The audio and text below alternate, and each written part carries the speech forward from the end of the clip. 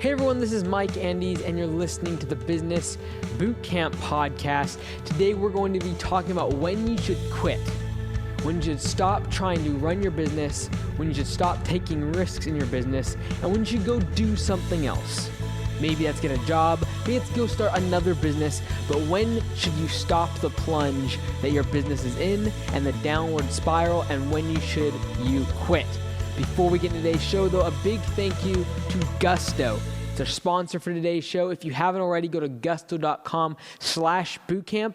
I was just reading one of the comments from someone that said the biggest reason they switched to Gusto, and something I haven't talked a lot about, is that it integrates with QuickBooks. So if you do QuickBooks for your expenses and your invoicing and all of that, but yet you just can't handle their payroll stuff, or it's too expensive, or it's not comprehensive enough to do benefits and all the other things you want to do for your employees, you can integrate. It integrates with Gusto. QuickBooks and Gusto integrate together.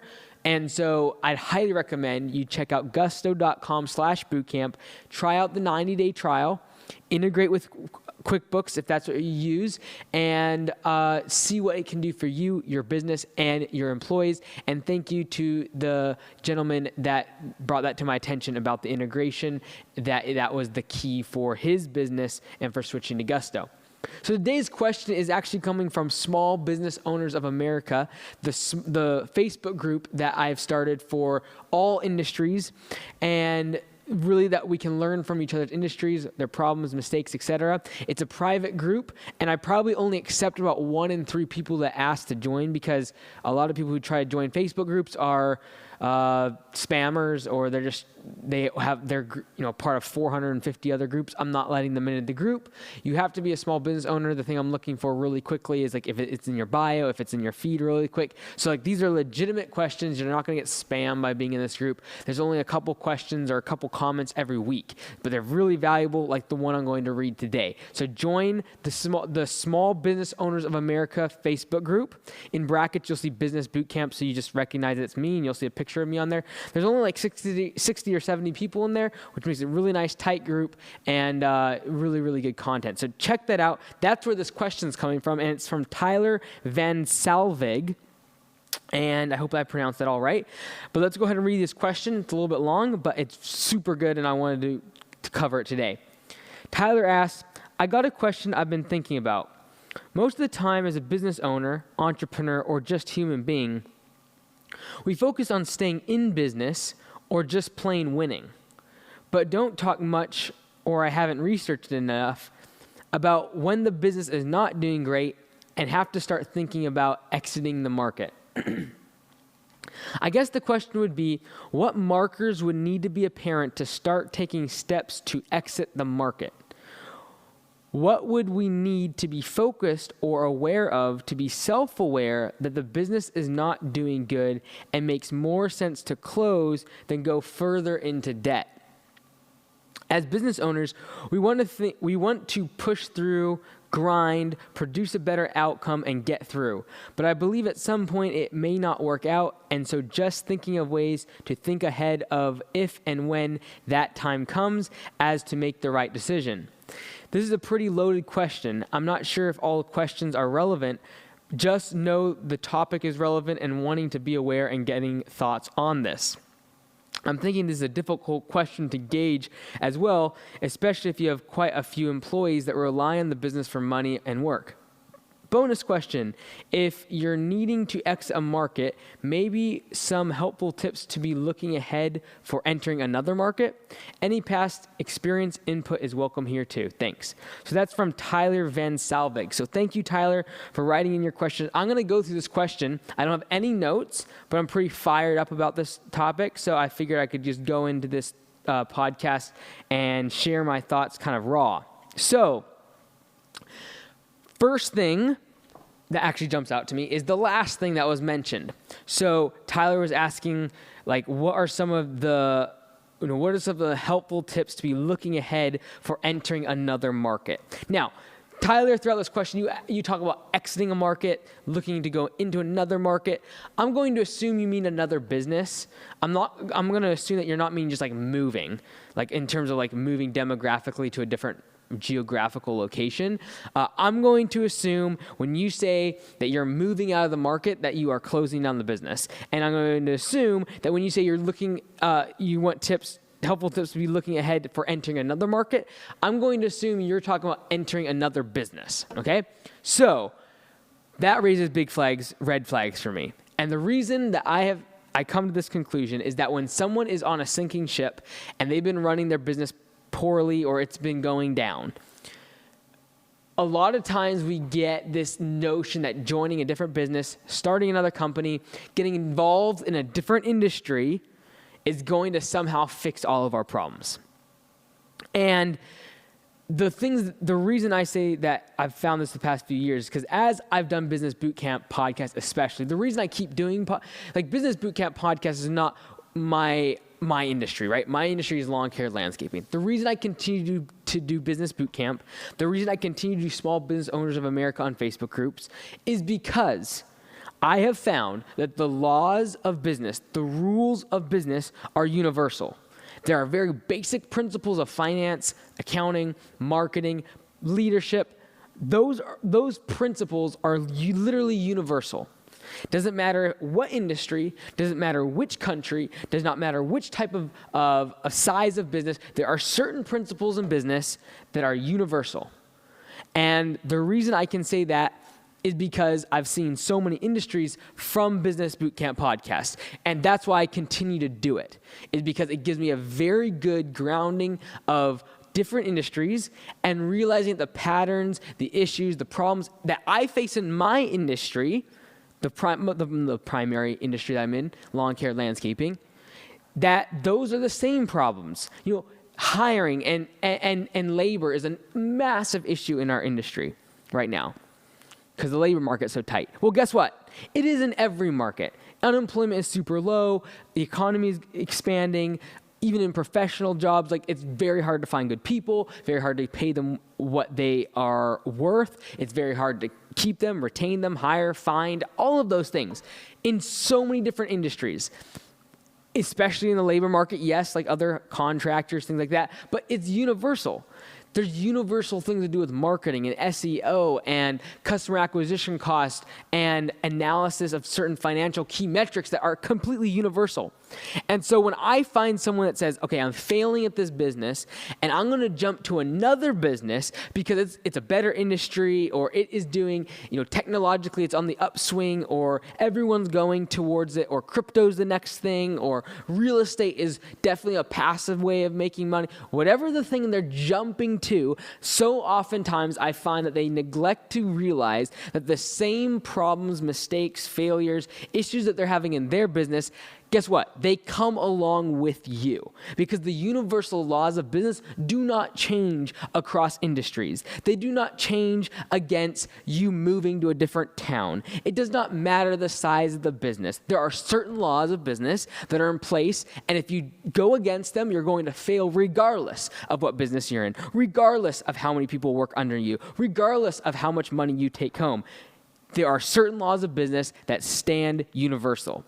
And so when anyone is on a sinking ship, they run their business into the ground, whatever, it's not doing well, it's going down, they're in debt, all these things, I have a lot of warning signs that go off when they think that they can just jump to another business and it's going to be better. Tyler, I'm not saying that's necessarily your case. I don't know enough about your situation to know if that's really what's happened here, but I just find it hilarious how people have 2-3 failed businesses and they think that, just getting into a different industry is going to change everything for them. That being said, this goes back to what Tyler says about the general entrepreneurial way of thinking is keep trying, fail fast, just keep, if it doesn't matter if you fall down, get back up. And that's all true and good. But eventually you have to be self-aware enough to realize, okay, look, I like running a business, but maybe I'm not the CEO. Maybe I'm not the founder. Maybe I'm a chief operating officer. Maybe I'm a chief marketing officer. Maybe I'm really good at sales and I need to be a head of a sales department. But I do not need to be the founder. Because maybe you're flawed in some area of entrepreneurship, of some universal law of business that you're failing in, and therefore you fail at this business, then you go do another and it fails, and then you go to another and it fails, and you're constantly trying to chase the next shiny thing. You're trying to chase the next cryptocurrency. You're trying to chase the next Bitcoin and the next real estate gig, and then this, and then the pyramid scheme, and that happens, and all trying to chase the next thing. Maybe it's not, crypto and things like that seem a little fishy, or in pyramid schemes. Maybe it's literally just roofing, and then it's cleaning, and then it's oh my goodness, haven't you seen the healthcare industry? Oh my goodness, we're going to get into selling healthcare equipment, and oh my goodness, people are getting old, so we should start a nursing home. If you're just jumping from industry to industry and you're continually failing, you eventually have to be self-aware enough to realize possibly that you're not cut out for entrepreneurship. And that's not to say you're less of a person or less of a business person, because there are plenty of great COOs and number 2s, number 3s, number 10s that realize that they're not a number 1, they're not going to be the founder, they're not going to be the owner, but they are wildly successful when they realize and are self-aware enough to know that they're not number 1, but they can be really good support to number 1, or they can be a really good part of an executive team. And so my first alert, or thing that kind of dings off in my head when someone says, should I jump to another industry because I'm not doing very well, is I have to ask, are you self-aware enough to pick up on the fact that maybe I'm not cut out for this, or maybe I have certain flaws or weaknesses that can be covered if I'm with another team, or if I have a partner in on the deal that's going to cover those weaknesses. So just some things I was thinking about.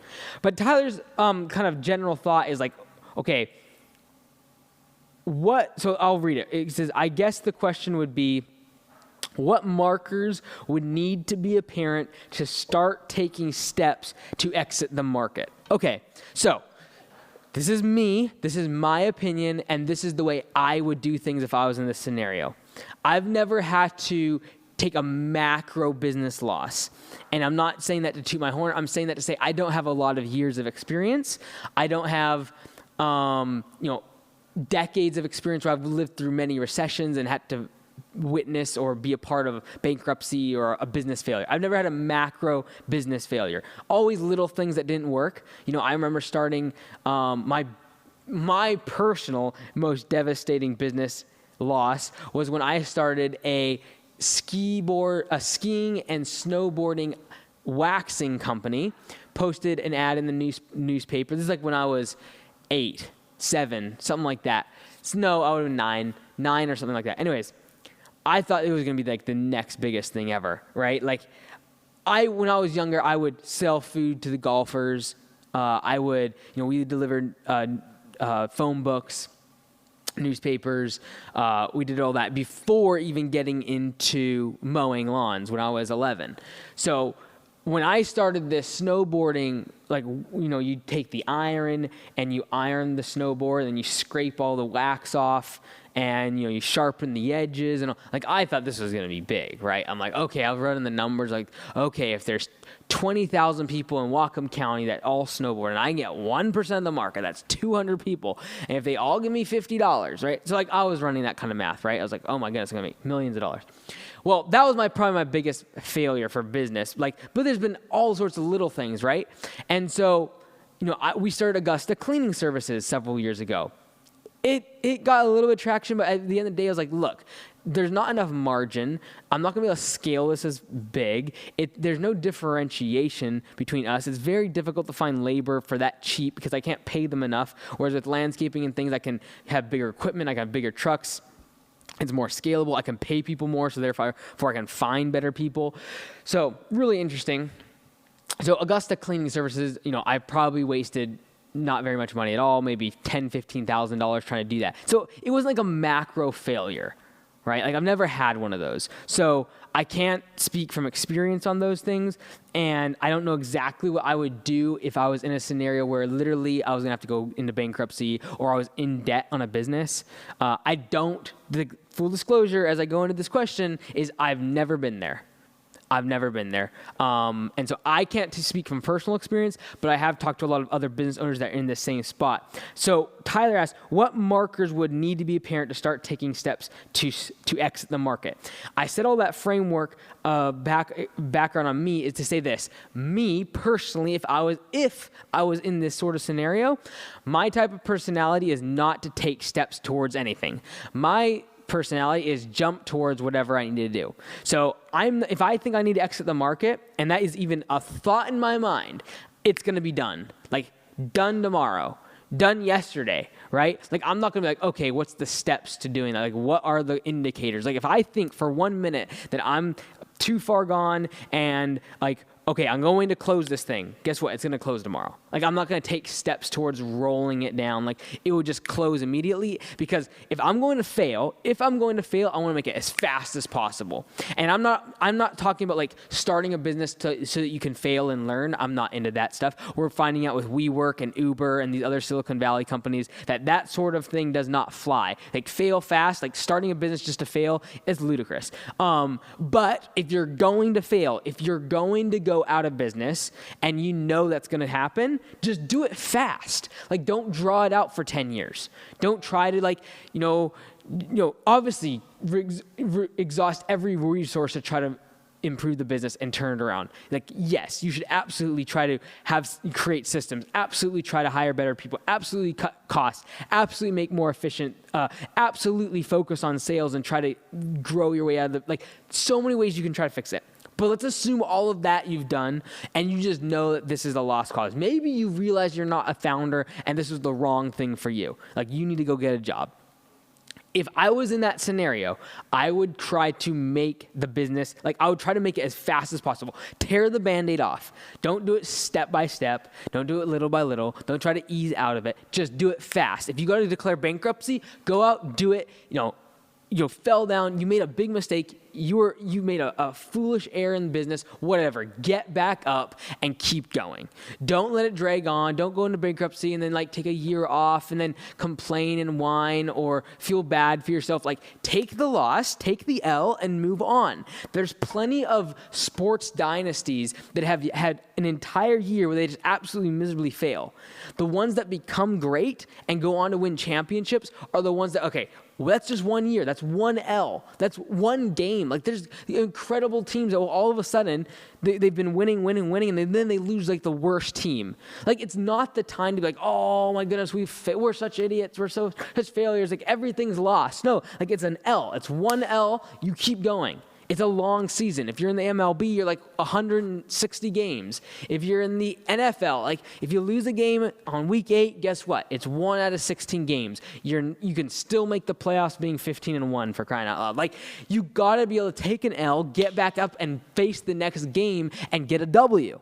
And so I highly recommend, if you are on that trajectory of knowing you're going to go out of business, this is not the right place for you, that you're not cut out for entrepreneurship, which is not a slam in any way. It's just you being self-aware of what you're capable of and that maybe your strength isn't in this category of business. In this category of business of entrepreneurship, you have to be able to be very keenly aware of so many different facets when you might just be strong at one of them, and you'd be a much more productive executive, a much better leader if you could just focus on that one thing. Maybe it's sales. Maybe you're really good at accounting. Maybe you're really good at marketing. Maybe you're not the generalist of an entrepreneur that needs to do all of those things. So if I was on that trajectory and I realized that and I said, okay, I'm in a business, it's failing, I'm not good at what needs to be done here, I need to go get another job because I will be able to succeed in that role, I would cut ties with that business as fast as possible. And I would go get a job.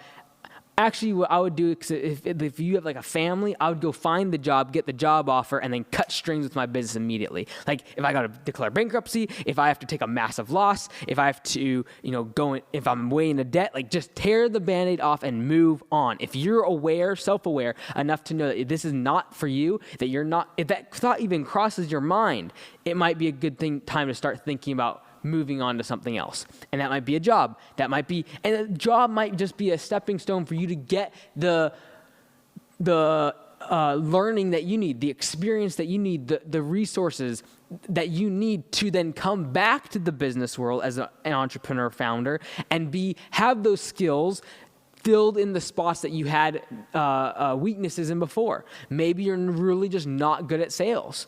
And so maybe you need to go out, get a job, be around a sales department, work your way through that system, and then come back to the marketplace as an entrepreneur 10, 15 years down the road and being really, really strong in the area that you were weak and that led to your business going out of business in the years past.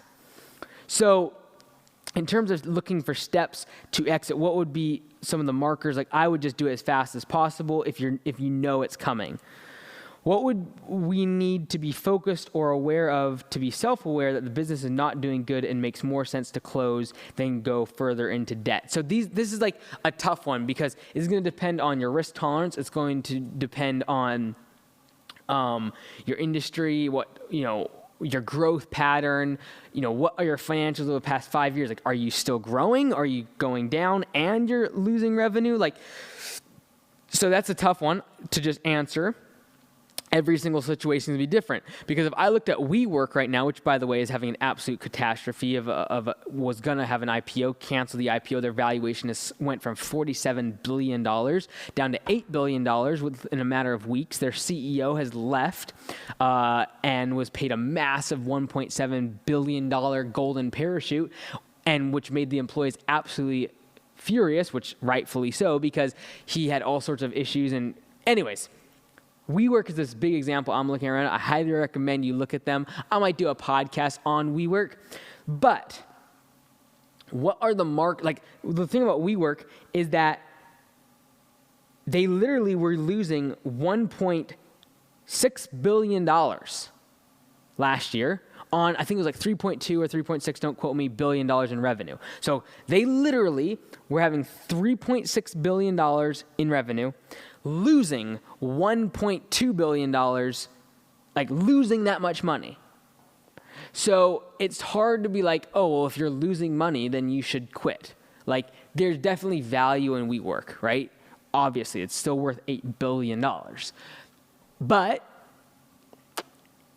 so the reason it's hard to say, what are the markers to when you should consider going out of business, just saying based upon numbers is tough. Because if you're just losing money, that doesn't necessarily mean you should stop. But again, risk tolerance is huge. If your family is being torn apart because of the amount of risk that you're taking on as the business owner, and you're plowing all of your time and all of your money and all of your resources, and you downsize the house, and then you sell the vehicles, and then you take money out of all of your retirement, and you take money of all of your kids' college funds, and now they're stressed out, and now you're breaking relationships, and now you don't have any time for them. That's a signal for me, right? When your priorities start getting messed up, for me, that would be a marker for when I need to close a business. That's just a very personal way of looking at it. But the thing is, you say, well, what about the numbers? What about the money? The thing is, if the money's messed up and your risk profile is out of whack with your personality and the business is not doing well to the point that you need to close it, what's going to start happening is because of the stress financially, then you're going to be stressed physically and then emotionally, and then that's going to break down, and it starts to eventually affect your family and your relationships and all those things. And if those things are more important to you, that's when I would be, this is personally, that would be the marker for me. Okay, this is not just sinking the business now, it's sinking my relationships, my family, my living, it's affecting my life. And yes, that will absolutely boil over into your employees and then affecting their families. And you talked about okay, it's affecting your employees because they depend and rely on the business for work and money. Yes, it's going to affect them if you close the business. It's also going to affect them if you're not being able to be the full you because you're so stressed out about the money. You're so stressed out now because your wife or your husband is at odds with you and your kids hate you and they never see you and you want to be there and to support them, but you can't be because if you don't, then the business is going to fail. So when that all starts happening, guess what? You aren't being supportive to your employees anyways. I don't care how much money you give them. You can't give them any more money. You can't afford it because the business is doing bad. You can't be a full boss and have great culture and support them emotionally and in their profession and try to help them to their success, because you and yourself are pulled in 100 different directions in your brain. You're stressed out. You're way beyond your risk profile. You're emotionally torn apart because your family's going one direction. Like when that starts happening, in my mind, that's time to throw in the towel. Because if you don't throw in the towel in the business, other people are going to throw the towel in on you. And that can be much more emotionally draining and scarring for a business owner than losing a business. Like, guess what? If you go into bankruptcy, you basically you can forget about it in 10 years, right? Like 10 years later, you can still run another business, be really successful. Maybe the economic tides have changed. Maybe you're in a new industry, whatever. You'll get through it. Closing a business, you'll get through it. What is a lot more emotionally damaging and much longer implications is ruining your relationship with your children, ruining a relationship with your spouse, ruining a relationship with your employees that you might have grown up with. Like, those are the things that will stay with you for the rest of your life. A bankruptcy, a micro failure in your business, you having to close a business and go get a job for 5 or 10 years, that will not scar you the same way as taking the more important things of your life and sacrificing them to try to keep a business that's going down, trying to keep it elevated for just a couple more years. So for me, the markers of me needing to close my business when it's failing is when the failure of that business starts to cause failure in my other relationships that are more important than the business. And for some people, that's not the way they would measure it. They would simply measure it based upon money, right? But it's very hard for me to say that, because I would say that at some point. Like, there's some point in some business I would look at the projections. I would look at, okay, if your gross revenues are falling and you are losing more and more money every single year and you feel like you've tried everything, and then maybe, like, if I could see those numbers, I could make that decision. I'd make that call based upon the numbers. But without seeing the numbers and knowing that there's businesses that are creating value for shareholders that are losing money, like Tesla, they lost tons of money. They finally turned a profit this quarter. Amazon lost lots of money when they were having their IPO and everything, but they ended up making a very valuable business. Like, should Bezos have closed Amazon because they were losing money? No, they ended up making hundreds of billions of dollars, $1 trillion company. So, like, to just base it on the numbers is very difficult without seeing those numbers and knowing the subtext of your question.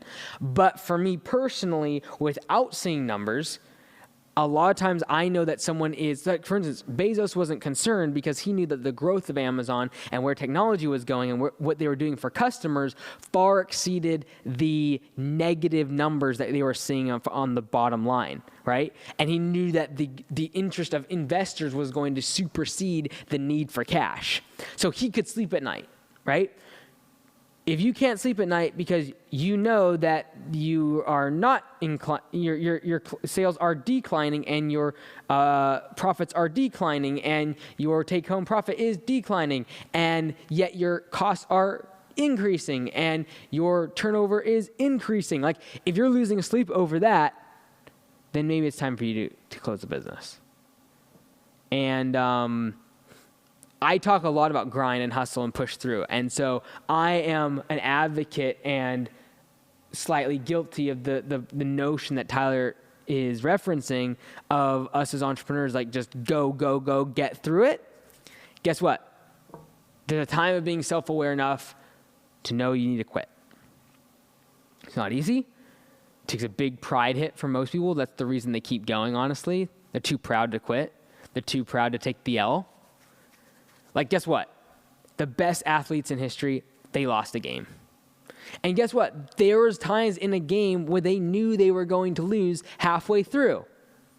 They didn't throw in the towel for the rest of the season.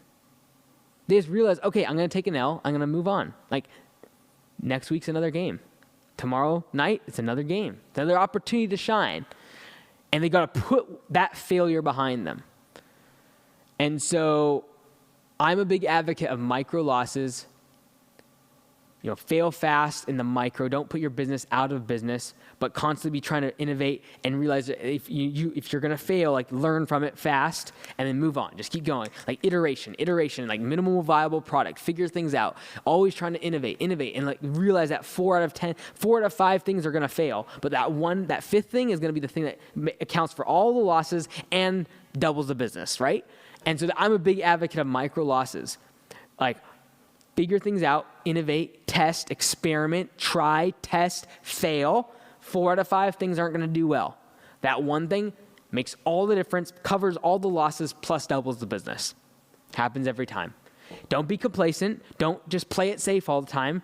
I'm okay with micro losses. I just will not risk my business. I will not risk the livelihood of my employees. I will not risk the future of the company. And so I will never bet too much. I will never go into debt so much that I know the company can't get out of it, or that I think it puts everyone at jeopardy. I just won't do it. I won't make risks financially that are going to risk the livelihoods of myself, my employees, the business, the brand, nothing. Like, now we have franchisees. I feel responsible for them. Like, I'm never going to make financial decisions that actually put all of that on the table. I'll never put all the chips in.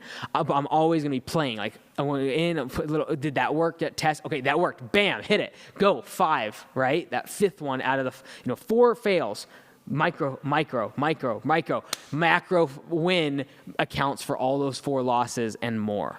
And so I hope that kind of answered your question, Tyler. It's absolutely something we need to be talking about more, and that is failure, and that it's not a bad thing. Take the L. Bankruptcy lasts 5, 7, 10 years. Take the L and move on. So without knowing all of your information, Tyler, without knowing the numbers, I'd say, like, the fact that you even asked the question, I would probably say that it's probably time that maybe you're self-aware enough to realize that you have certain holes. There's certain universal laws of business that you might not be strong in, and you can go get those. You can acquire those skills, and it's extremely mature entrepreneurs realize where they're weak, and they can go get those skills, come back stronger. So you've been listening to the Business Bootcamp podcast. I'm Mike Andes. Until next time, be great, because nothing else pays.